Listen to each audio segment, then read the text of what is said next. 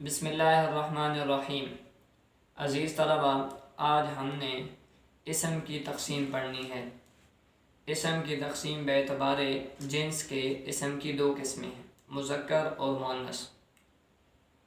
تعریف مختصر یوں ہوگی کہ وہ اسم جس کے اندر علامات تانیث یعنی تانیث کی 3 علامتوں میں سے کوئی ایک علامت پائی جائے تو وہ مؤنث، اگر ان 3 علامتوں میں سے کوئی ایک علامت بھی نہ پائی جائے تو وہ مذکر ہوگا۔ اب وہ 3 علامتیں کون کون سی ہیں؟ نمبر 1، پہلی علامت تانیث وہ تائے مدورہ، جس کو تائے مربوطہ بھی کہتے ہیں، جو گول لکھی جاتی ہے، جیسے فاطمہ اور طلحہ کے آخر میں، فاطمہ تو طلحہ تو کے آخر میں آتی ہے۔ دوسری علامت تانیث الف مقصورہ۔ الف مقصورہ کے لکھنے کا جو طریقہ ہے وہ یا کے اوپر کھڑی زبر کی طرح لکھا جاتا ہے، اس کو الف مقصورہ کہتے ہیں، جیسے حبلہ، ضربہ، کبرا، صغرا کے آخر میں لکھا جاتا ہے۔ تیسری علامت تانیث الف ممدودہ ہے۔ الف ممدودہ وہ الف جس کے اوپر مد ہو اور جس کے بعد حمزہ آئے، یہ بھی تانیث کی علامت ہے، جیسے حضراء، حمراء وغیرہ وغیرہ۔ تو تعریف یوں ہو گئی مؤنث کی کہ وہ اسم جس میں 3 علامات تانیث میں سے کوئی ایک علامت پائی جائے تو وہ مؤنث، اگر کوئی علامت نہ پائی جائے تو وہ مذکر ہوگا۔ مثال مذکر کی جیسے رجل، جیسے قلم وغیرہ وغیرہ۔ مثال مؤنث کی جیسے امرأۃ، اخت وغیرہ۔ پھر مؤنث کی آگے 2 تقسیمیں ہیں۔ ایک تقسیم ہے علامت کے ظاہر اور پوشیدہ ہونے کے اعتبار سے، اور ایک تقسیم ہے مؤنث کے حقیقی اور غیر حقیقی ہونے کے اعتبار سے۔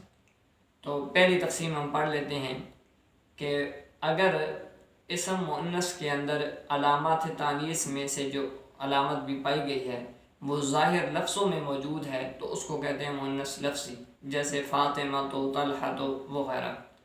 اور اگر لفظوں میں موجود نہیں ہے بلکہ اس میں پوشیدہ ہے تو اس کو کہیں گے مؤنث سماعی، جیسے ارض، شمس۔ یہ مؤنث ہیں لیکن ان کے اندر علامات تانیث میں سے ظاہراً کوئی علامت موجود نہیں ہے، تو ہمیں ان کی اصل جو ہے نا وہ تلاش کرنی پڑے گی۔ تو ان کی اصل معلوم کرنے کا طریقہ اور عربی قاعدہ یہ ہے کہ جب بھی کسی چیز کی اصل معلوم کرنی ہو تو اس کی تصغیر اور تکسیر کر لیں۔ تو ہم اس کی تصغیر کریں گے اور وہ تصغیر یوں ہوگی کہ ارضن کی تصغیر اریزتن، شمسن کی شمیستن آتی ہے۔ تو تصغیر اپنی اصل کی طرف چیز کو لوٹا دیتی ہے۔ تصغیر کے اندر تانیث کی علامت موجود ہے تو گویا اس کے اندر بھی تانیث کی علامت ہے لیکن وہ ظاہر نہیں، مخفی ہے، اس لیے اس کو کہیں گے مؤنث سماعی۔ جس کے اندر لفظوں میں موجود ہے اس کو کہیں گے مؤنث لفظی۔ یہ ایک تقسیم ہو گئی مؤنث کی۔ مؤنث کی جو دوسری تقسیم ہے وہ ہے مؤنث کے حقیقی اور غیر حقیقی ہونے کے اعتبار سے۔ تو 2 قسمیں، مؤنث حقیقی، مؤنث غیر حقیقی۔ تعریف یوں ہوگی کہ وہ مؤنث کا لفظ جس چیز پر بولا جا رہا ہے، جس مؤنث پر بولا جا رہا ہے، حقیقت میں اس کے مقابلے میں جاندار مذکر موجود ہے یا نہیں۔ اگر موجود ہے تو اس کو کہیں گے مؤنث حقیقی، اگر موجود نہیں ہے تو اس کو کہیں گے مؤنث غیر حقیقی۔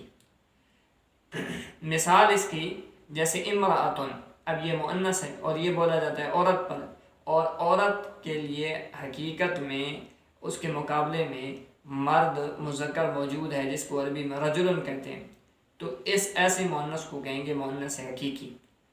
اور وہ مؤنث کا لفظ کہ جس کے مقابلے میں جاندار مذکر نہ ہو اس کو کہیں گے مؤنث غیر حقیقی، جیسے فاکہۃ کا لفظ ہے۔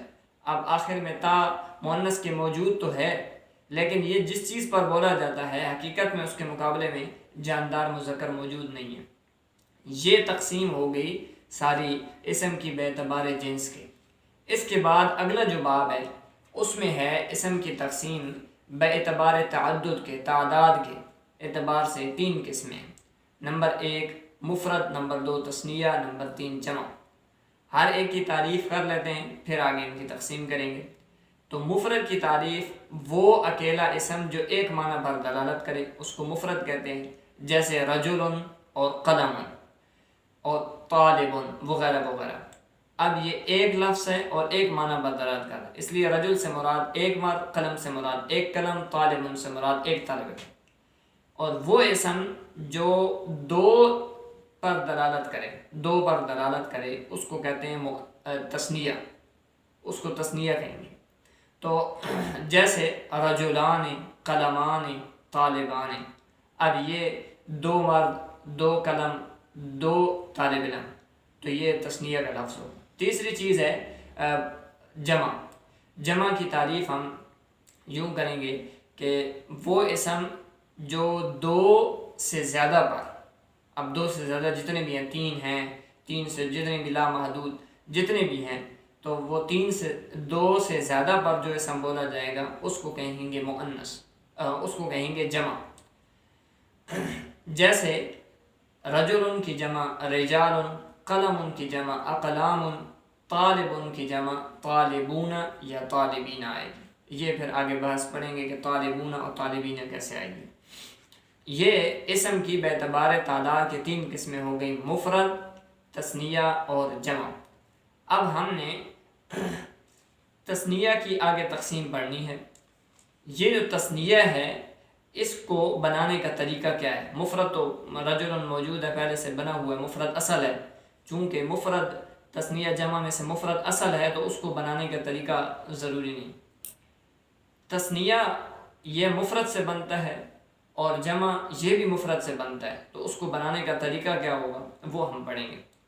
تو واحد سے مفرد سے تثنیہ بنانے کا طریقہ دو طریقے ہیں، یا تو اس کو رفع کی حالت میں بنائیں گے یا نصب اور جر کی حالت میں۔ اگر رفع کی حالت میں بناتے ہیں تو اس کا طریقہ یہ ہے کہ اسم کے آخر میں الف اور نون مکسورہ لگا دیں گے، جیسے رجل سے رجلان، تو یہ تثنیہ رفعی بن جائے گا۔ اور اگر تثنیہ ہمیں نصبی یا جری چاہیے تو اس کے لیے ہم اسم کے آخر میں یا اور نون مکسور لگا دیں گے، جیسے رجلین اور جیسے قلمین، جیسے طالبین۔ تیسری چیز ہے جمع کو واحد سے جمع بنانے کا جو طریقہ ہے یہ دو طریقے ہیں۔ واحد سے جمع بنانے کا جو طریقہ ہے اس کو پڑھنے سے پہلے ہم جمع کی تقسیم پڑھ لیتے ہیں۔ تو جمع کی جو تقسیم ہے وہ اس طرح ہے کہ جمع کی دو قسمیں ہیں، ایک ہے جمع سالم اور ایک ہے جمع مکسر۔ جمع سالم اس کو کہتے ہیں کہ واحد سے جمع بناتے وقت وہ جو واحد کا اصل صیغہ ہے اس کی ترتیب اپنی جگہ پر قائم رہے، اس کی بنا، اس کی ترتیب قائم رہے، اس کو کہتے ہیں جمع سالم، یعنی سالم سے مراد ثابت رہتی ہے، قائم رہتی ہے۔ جیسے رجل سے، جیسے قلم سے، جیسے طالب سے طالبون۔ اور جمع مکسر وہ ہوتا ہے کہ واحد سے جمع بناتے وقت اس کی بنا سلامت نہ رہے، جیسے رجل سے رجال، اس کی بنا سلامت نہ رہی، کیونکہ جمع کے لیے ہم نے جو ایک لفظ کا اضافہ کیا ہے وہ رجل مفرد کے جو تین لفظ تھے، وہ حرف تھے، ان کے درمیان میں آ گئے تو ان کی ترتیب ٹوٹ گئی ہے، اس لیے اس کو کہتے ہیں جمع مکسر۔ پھر آتے ہیں جمع سالم کی طرف۔ جمع سالم کی پھر آگے دو قسمیں، ایک ہے جمع مذکر سالم اور ایک ہے جمع مؤنث سالم، دونوں کے بنانے کا طریقہ الگ الگ ہے۔ جمع مذکر سالم کو بنانے کا طریقہ یوں ہے کہ حالت رفع میں، یعنی جہاں پر رفع چاہیے ہوگا ہمیں، جمع مذکر سالم رفع چاہیے، تو اس کے لیے ہم مفرد کے آخر میں واو اور نون مفتوح لگا دیں گے، جیسے مسلمون سے مسلمون۔ اور حالت نصب اور حالت جر میں یا اور نون مفتوح لگا دیں گے، جیسے مسلمین، جیسے مسلمین اور طالبین۔ اب یہاں توجہ کریں طلباء کہ پہلے ہم نے تثنیہ بنایا تھا اور اب ہم جمع بنا رہے ہیں، تو یہ لکھنے میں ایک جیسے آئیں گے لیکن تھوڑا سا فرق ہوگا حالت نسبی اور جری میں، لکھنے میں تثنیہ اور جمع ایک جیسے آئیں گے لیکن حرکت کا فرق ہوگا۔ وہ ایسے کہ تثنیہ میں یا سے پہلے جو لفظ ہوتا ہے اس کے اوپر زبر ہوتی ہے، فتح ہوتا ہے، جبکہ جمع میں یا سے پہلے والے لفظ پر کے نیچے کسرہ ہوتا ہے، یعنی زیر ہوتی ہے، جیسے تثنیہ کے لیے مسلمین ہے اور جمع کے لیے مسلمین ہے۔ اس کے بعد آ جاتا ہے جمع مؤنث سالم۔ جمع مؤنث سالم کو بنانے کا طریقہ مختصر یہ ہے کہ جمع مؤنث کے آخر، واحد مؤنث کے آخر میں الف تا لگاتے ہیں، الف تا لگاتے ہیں تو یہ جمع مؤنث سالم بن جاتا ہے۔ پھر یہاں ایک اور قاعدہ جاری ہوتا ہے کہ جب ہم ضاربتن سے ضاربہ آخر میں الف تا لگائیں گے تو یہ ضاربتاتن ہو جائے گا۔ تو عربی کا یہاں ایک دوسرا قاعدہ ہے کہ جب دو علامت تانیث یعنی تانیث کی دونوں علامتیں اکٹھی جمع ہو جائیں، اب یہ ضاربتن کی جو تا ہے مفرد کی، یہ بھی تانیث کی علامت ہے، اور دوسرا جو دوسری تا ہے تا مطولہ، یہ بھی تانیث کی علامت ہے، تو دونوں اکٹھی جمع ہو گئی ہیں، تو وہ جو مفرد پر دلالت کر رہی تھی اس کو ہم حذف کر دیں گے، اب بن جائے گا ضاربات مسلمات